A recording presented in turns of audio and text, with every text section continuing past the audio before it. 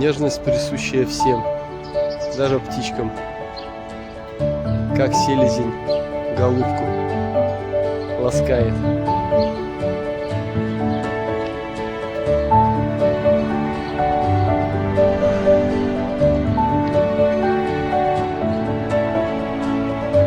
Вот так, вот так, вот так.